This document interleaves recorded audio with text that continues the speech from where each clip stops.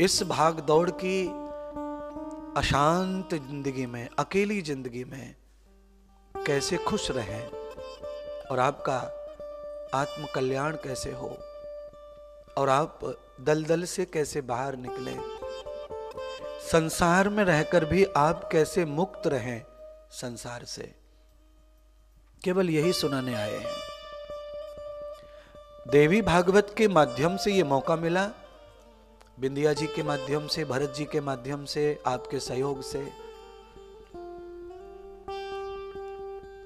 हाँ, ये जरूर है कि ये इस तरह का अगर कार्यक्रम, इस तरह की अगर क्लास, इस तरह का अगर आप स्टूडेंट विद्यार्थी बनकर अगर आप इस तरह थोड़ा थोड़ा टाइम साल में 2 बार 4 बार देते रहोगे इस शहर में और कुछ अच्छे महात्माओं को बुलाते रहोगे, तो आपके जीवन में न जाने कितनी सारी प्रॉब्लम जो हैं वो आपसे दूर ही रहेंगी, वो आपके पास नहीं आएंगे। इतना सारा यहाँ से आपको ज्ञान भी मिलेगा और यहाँ से इतना प्रताप मिलेगा, आपको ऐश्वर्य मिलेगा। आप ऐसा समझ लो कि एक तरह से आप चार्ज हो जा रहे हो, ऊर्जा कलेक्ट कर रहे हो और कल वो ऊर्जा काम आएगी। हॉल में बैठे रहिए, मोबाइल को चालू रहने दीजिए, देखते देखते मोबाइल अपने आप बंद हो जाएगा। और वो बंद क्यों हो जाएगा? क्योंकि उसकी जो ऊर्जा है, बैटरी है, वो खत्म हो जाएगी, उतर जाएगी। तो हमें फिर वो बैटरी चार्ज करनी ही पड़ती है, तब हमारा मोबाइल जो है हमारे काम आता है। तो हमारी जो आत्मा है, उसके अंदर जो परमात्मा है, वो चार्जेबल है। बिना चार्ज किए आत्मा की चेतनता को हम कायम नहीं रख सकते, वो डल होती जाती है। आत्मा की चेतनता जब कमजोर पड़ती है तो हमारा जो ध्यान है वो परमार्थ की ओर से हटकर संसार की ओर अग्रसर होता रहता है।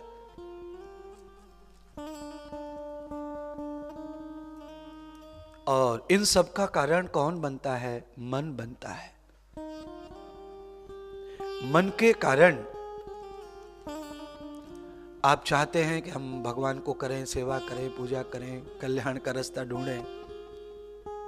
धीरे धीरे आपका मन ही आपको हटा देता है वहां से, आपके चिंतन को परस्त कर देता है और एक नई दिशा में चिंतन को ले जाता है। और वो नई दिशा बाहर की है, आधुनिक है, यानी संसार की है। और संसार में आप चाहे जितने बड़े हो जाइए, हमारे देश में, भारत में बड़े लोगों के नाम आप जानते होंगे। लोग बड़े लोगों में टाटा का नाम मानते हैं, बिरला का नाम मानते हैं, रिलायंस वालों का नाम मानते हैं, आजकल अडानी का भी नाम बड़े लोगों में है। पर आप ये भी जानते हैं कि उनकी जितनी सामग्री है पहचान दिलाने में, क्या वो सामग्री उनका कल्याण करेगी?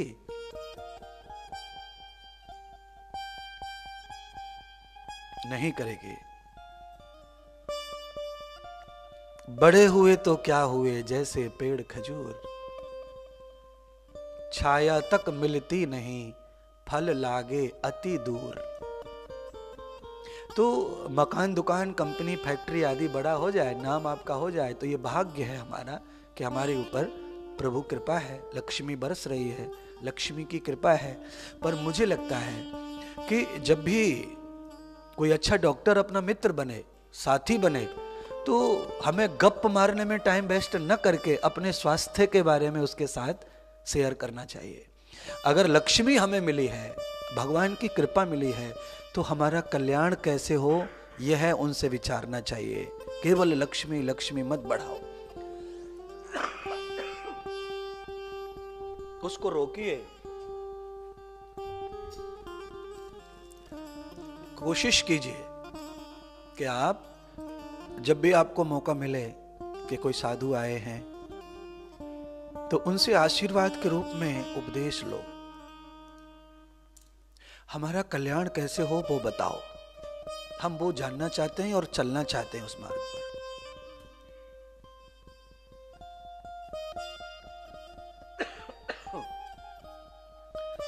जो भी थोड़ा बहुत आपको आता है उससे तो आपका संसार बहुत बड़ा है, आगे बढ़ गया है। पर जो नहीं आता है वो है कल्याण का ज्ञान। कैसे कल्याण होगा जीवन का। और कोई भी आप में ऐसा नहीं है जिसको भगवान को जवाब नहीं देना है, हम सबको देना है। हम सभी ने मां के गर्भ में भगवान को एक वचन दिया है, और वो वचन क्या है? वो वचन ये है कि हमें भगवान इस मलमूत्र से बाहर निकालो। भगवान ने पूछा क्या करोगे बाहर जाके? बिगड़ गए, थोड़ा कम ही रखो। बाहर जाके क्या करोगे? जिसकी वजह से तुम मां के मलमूत्र में आए हो, बाहर जाके तुम फिर से वही करने वाले हो। तो जीव कहता है नहीं, मैं वो नहीं करूंगा। मैं प्रभु, मैं आपकी आज्ञा का पालन करूंगा, आपका भजन करूंगा, आपकी तरह समाज की, संसार की जीवों की सेवा करूंगा, पर मुझे अब बस यहाँ से बाहर निकाल दो, मैं अब यहाँ नहीं रह सकता नहीं। और बड़ी दुर्दशा है माँ के गर्भ में हमारी। आजकल विज्ञान बहुत आगे है, आप सब लोग उस चीज़ को जान चुके हैं। आपने भी बालक पैदा किए हैं और आपने गर्भ में बच्चे को बार बार स्क्रीन पे देखा है। वो 3 महीने का हो गया कैसा है, 4 महीने का हो गया कैसा है। तो विज्ञान के हिसाब से आपको भी दर्शन होते रहते हैं बच्चे के, और आप ये जानते हैं कि बच्चा पूरी तरह लिथड़ा होता है गंदगी में। अब आप बड़े हो गए, बाहर आ गए, अगर आपका पैर अगर मल में चला जाए, किसी आदमी का लेटरीन में पैर पड़ जाए, तो आपको कैसा महसूस होगा? आप कितना घिन मानते हैं। आप किसी टॉयलेट में जाते हैं, वहां थोड़ी गंदगी हो, आपको कितना घिन आता है। और 9 महीने तक मां के गर्भ में लैट्रीन के डिब्बे में पड़े रहे हम, तो बड़ा मुश्किल हो गया वहां। दोबारा प्रभु मुझे नहीं आना इस डिब्बे में। तो भगवान ने कहा मत आना, पर नहीं आने का जो कारण है, काम है, वो तू करता नहीं, तू धोखा देता है, झूठ बोलता है। अब नहीं बोलूंगा, मुझे बाहर करो। तो परमात्मा ने मनुष्य को आखिरी कृपा की है, आपके ऊपर, मेरे ऊपर आखिरी कृपा है। अब वो दोबारा कृपा नहीं करेंगे, आखिरी है ये। अगर हम नहीं बदले तो 84 के चक्कर फिर से काटने पड़ेंगे।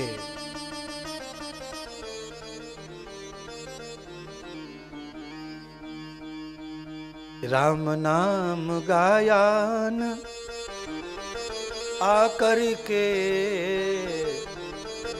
प्रभु नाम गायान और यहाँ आकर के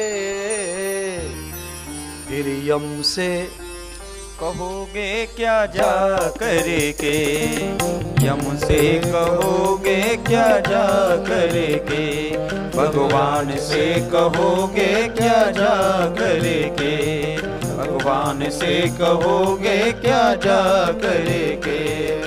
राम नाम गाया न प्रभु नाम गाया न, राम नाम गाया न प्रभु नाम गाया न, आकर के जग में आकर के, राम से कहोगे क्या जा करके, भगवान से कहोगे क्या जा करके, फिर राम से कहोगे क्या जा करके, भगवान से कहोगे क्या जा करके।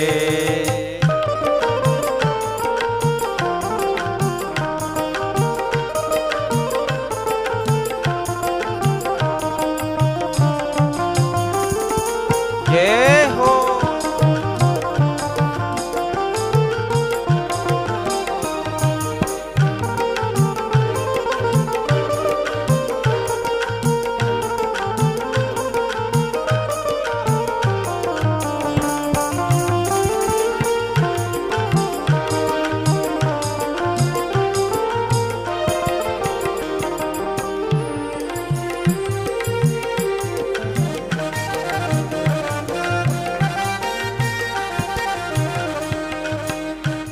गर्भ में देखी नरक नसैनी, गर्भ में देखी नरक नसैनी, गर्भ में देखी नरक नसैनी, गर्भ में देखी नरक नसैनी।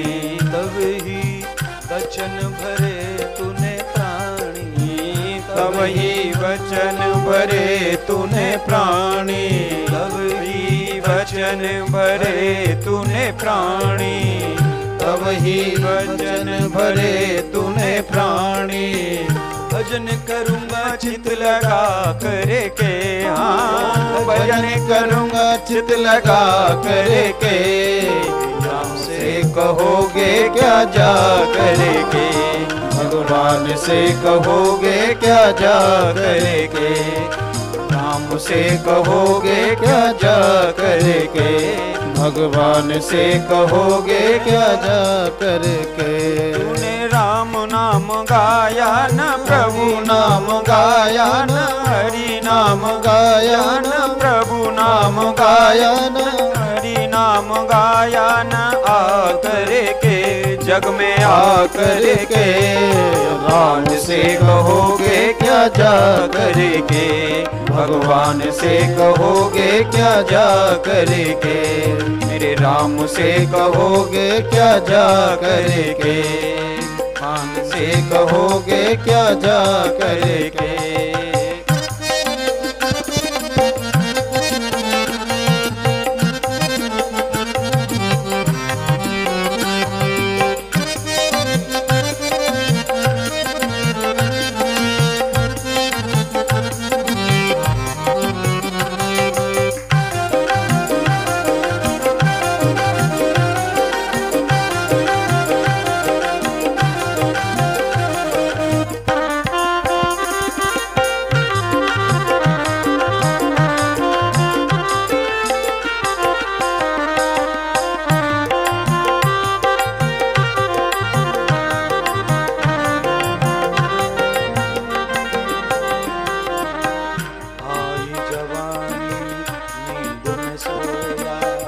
आई जवानी नींद में सोया, देख बुढ़ापा दिल भर रोया, देख बुढ़ापा भरे भरे रोया।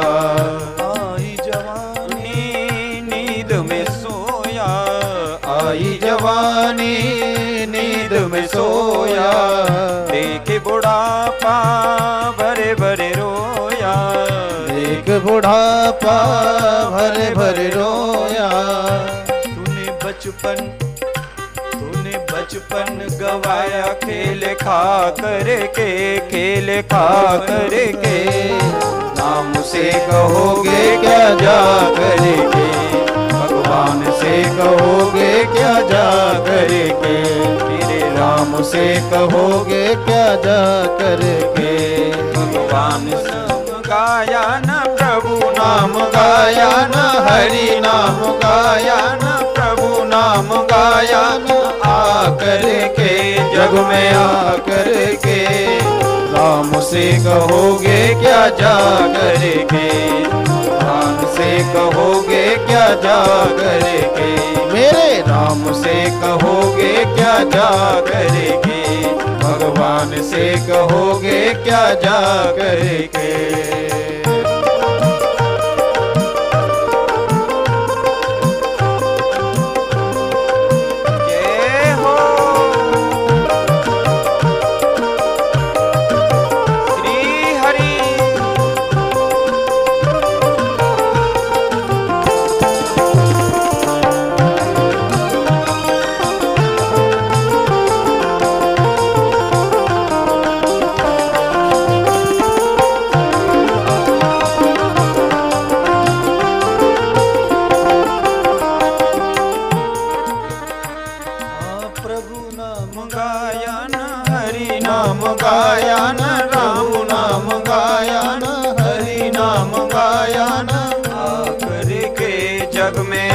करके राम से कहोगे क्या जा करके, भगवान से कहोगे क्या जा करके, राम से कहोगे क्या जा करके, भगवान से कहोगे क्या जा करके, राम से कहोगे क्या जा करके, भगवान से कहोगे क्या जा करके, राम से कहोगे क्या जा करके, भगवान से कहोगे क्या जा करके। सतगुरुदेव भगवान की जय हो। अम्बे मात की जय हो। देवी महापुराण की जय हो। जय जय श्री राधे।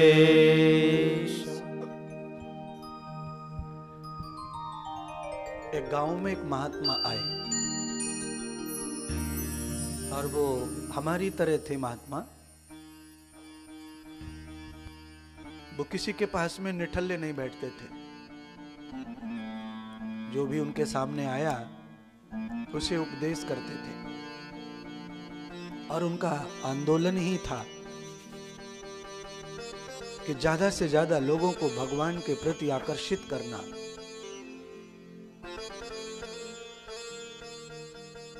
एक गांव के बाहर वो रुके, पेड़ के नीचे आसन लगा लिया।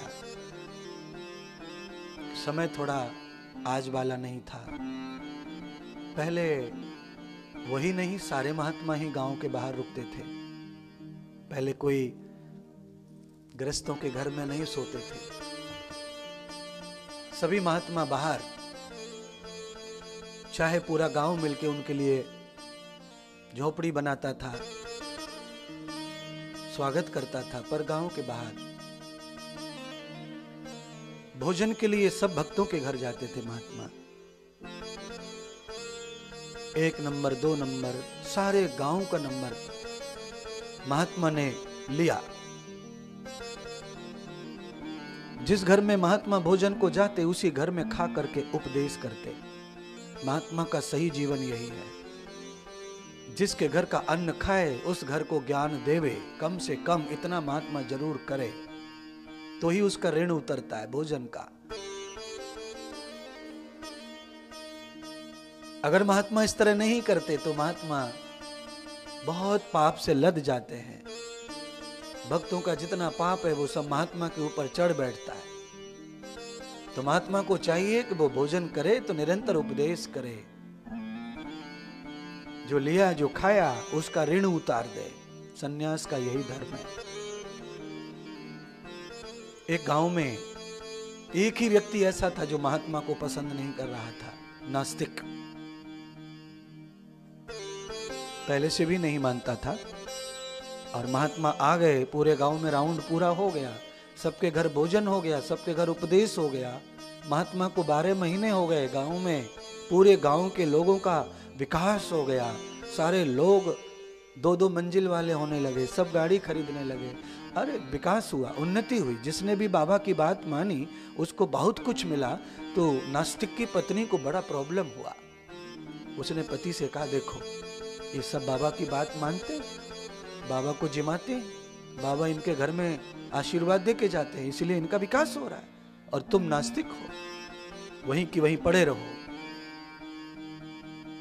मैं अभी भी कहती कुछ ना बिगड़ा। बाबा अगर चला गया तो फिर बाबा को कहां ढूंढोगे आप? एक दिन आप भी उसे बुला लो, जिमा दो, भोजन करा दो, हमें भी आशीर्वाद मिल जाएगा, हम भी सबकी तरह बड़े हो जाएंगे, हमारा भी संसार उन्नतशील होगा। नास्तिक ने कहा, मैं नहीं मानता हूं बाबा फाबाओं को, और मुझे अपने कर्म पर विश्वास है। पत्नी ने कहा कि क्या बिगड़ता है, बाबा क्या ले जाएगा, हम भी खाते हैं वो भी खाएगा। एक दिन ऐसा करो। पूर्णमासी का दिन आया, पति पत्नी दोनों गए महात्मा की कुटिया पर और आशीर्वाद लिया, प्रणाम किया, आमंत्रण किया। महात्मा को कहा कि कल हमारे घर भोजन है आपका। महात्मा बड़ा हैरान हुआ। पूरे गांव में महात्मा उसके बारे में जान चुके थे साल भर में कि यह आदमी अच्छा नहीं है, और ये आज खाने पर बुला रहा है, मतलब दाल में काला है, कुछ गड़बड़ है। ये आदमी श्रद्धावान नहीं है, मतलब ही है। महात्मा सब लोगों से उसके बारे में सुनते रहते थे, क्योंकि वही रह गया था अकेला। सब गांव महात्मा की सेवा कर रहा था, सबको लाभ भी मिल रहा था। महात्मा ने कहा अवश्य तुम्हारे घर जरूर आएंगे। देसी घी में भोजन बनाया उसने। महात्मा भोजन के लिए पधारे। महात्मा हाथ में कमंडल रखते थे पहले, तो कमंडल ले गए। महात्मा ने उस कमंडल में थोड़ा गाय का गोबर भर लिया। आसन पर बिठाकर महात्मा को अच्छी तरह से भोजन करा दिया उसने, दक्षिणा दे दी, प्रणाम कर लिया। महात्मा बहुत होशियार थे, उन्होंने कुछ न उपदेश किया, मौन, और विदा हो गए, चल दिए। किचन में जाके पत्नी का माथा पकड़ लिया उसने। पति ने देखा, एक घी की पूड़ी और खिला, खीर खिला, 2-2, 3-3 सब्जी खिला। पूरे गांव के लोग सूखा आटा, दाल, नमक देते और ये घंटों घंटों प्रवचन करता, और हमने देसी घी में बिठा के खिलाया और हमें एक शब्द आशीर्वाद नहीं दिया। इसीलिए मैं मानता नहीं इस महात्मा को। क्या किसी महात्मा को? मतलब ही ये महात्मा। आज के बाद मैं कभी नहीं करूंगा ऐसा। पत्नी ने कहा माफ करो, महात्मा लोगों की रीत समझना कठिन है, क्या पता उन्होंने हमें क्या आशीर्वाद दे दिया होगा इस तरह। आप ऐसा करो, आपके मन में कोई गिलानी है तो एक बार महात्मा को फिर बुला के लाओ, और अपने भोजन ज्यादा बना है, महात्मा शाम को किसी के घर जाएंगे खाने, ऐसा करो एक बार फिर शाम का भोजन भर दो कमंडल में, तो बाबा प्रसन्न हो जाएगा, तो आशीर्वाद देगा। रोका महात्मा को, बाबा लौटो, अब शाम को दूसरे के घर जाओगे, इससे अच्छा है कि लो हम ही आपको शाम का भोजन बांध देते हैं। लालच यही है कि महात्मा शाम का भोजन लेने आएंगे, हो गया होगा, भूल गए होंगे आशीर्वाद देना, इन्हें याद आ जाएगा, आशीर्वाद दे देंगे, इस लालच में शाम का भोजन बांधा जा रहा है। कभी कभी बहाने से भी काम बनते हैं। शाम का भोजन का बहाना और लेना था आशीर्वाद। महात्मा आए, कमंडल दिया, लो इसमें भर दो। किचन में कमंडल को ले गया भोजनालय में, कमंडल खोला, उसमें खीर भरनी है, सब्जी डालनी है, पूड़ियां पकोड़े डालने हैं। गोबर देखा, लाल हो गया, क्योंकि नास्तिक तो था ही, श्रद्धा तो थी ही नहीं पहले से ही, वो तो गर्म ही था, अब और गर्म हो गया। पत्नी के ऊपर मारा कमंडल फेंक के, तू बड़ा महात्मा को भगवान भगवान चिल्ला रही, देखो ऐसे भगवान, इनसे अच्छे तो हमारे बाल गोपाल हैं, कम से कम खाते समय तो बर्तन को साफ रखते हैं, गोबर भर के लाया है। अब ये गोबर के कमंडल में खीर डालू, सब्जी डालू, पूड़ी डालू, सब खराब होगा, ये खाएगा? पत्नी ने कहा महात्मा क्या लीला कर रहे हैं, क्या पता ये पति गालियां दे रहा है। मैं इसको आस्तिक बनाना चाहती हूं और महात्मा इसको और नास्तिक बनाने की तरफ पड़ा है। महात्मा की लीला समझ नहीं पा रहा कोई। सबके घर महात्मा सूखा आटा दाल लेता और घंटों आशीर्वाद देता, यहां दोनों में भोजन खीर पकौड़ी खा रहा और कुछ नहीं कह रहा, कुछ दे नहीं रहा, और उल्टे उल्टे काम कर रहा।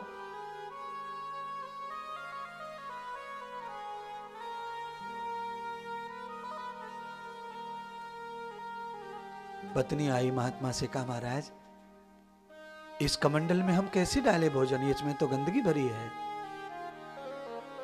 महात्मा ने कहा देवी तुमने जब देख ही लिया कमंडल में गंदगी है तो थोड़ा साफ कर लो। औरत ने साफ किया कमंडल को, सामान भर दिया, भोजन भर दिया, महात्मा लेके फिर चल दिया चुपचाप। पति को बहुत गुस्सा आया। अब तो पति के मन में तो था कि खोपड़ा फोड़ दूं इसका, महात्मा का, पर वो अंदर ही अंदर परेशान। पत्नी ने अब अपने आप को आगे बढ़ाया और पत्नी ने, औरत ने महात्मा को रोका, पैर छूकर बोला महाराज मुझे एक बात जाननी है आपसे, क्या आप हमारे पूरे गांव में दोनों टाइम आते भिक्षा लेने?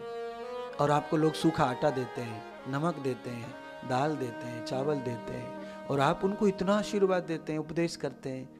हमने आपको सुबह भी जिमाया, दक्षिणा दी, शाम को भी भर के दिया, अभी भी दक्षिणा दी। आपने हमारे ऊपर एक शब्द भी नहीं बोला कि तुम सुखी रहो, कि तुम दुखी रहो, कि तुम मर जाओ, कि जिंदे रहो। क्यों?